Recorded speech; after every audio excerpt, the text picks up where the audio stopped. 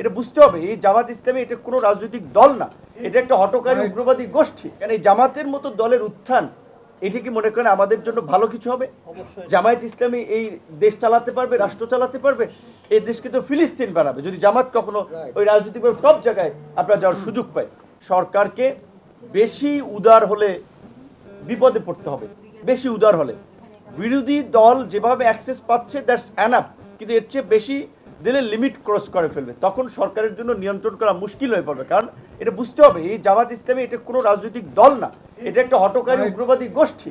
আবার এরা ধরেন এই জুলাই গণঅভ্যুত্থানের পূর্বে আপনি দেখেছেন কোনো অ্যাম্বাসেডররা তাদেরকে ডেকে তাদের একটা মিটিং করেছে, এখন হঠাৎ করে জামাতের আমিরের বাসায় যাচ্ছে একেবারে কেন? এইটা হচ্ছে মাথা পোছাই দিচ্ছে যে তাদেরকে স্পেস তৈরি করে তাদেরকে কি বলবেন একটা মানে তাদের লাইনের কাজকর্ম উৎসাহিত করে এই অ্যাম্বাসেডররাই কিন্তু আবার তখন সরকারকে চাপ দেওয়ার জন্য আবার নতুন এজেন্ডা তৈরি করবে যে বাংলাদেশে উগ্রবাদের উত্থান হচ্ছে, জামায়াত ইসলামী আজকে বিরোধী দল, জামায়াত ইসলামী এইভাবে সারা দেশে ছেয়ে গেছে। কাজী জামায়াত ইসলামীর প্রশ্নে সরকারের আমি মনে করি শক্ত অবস্থান থাকতে হবে।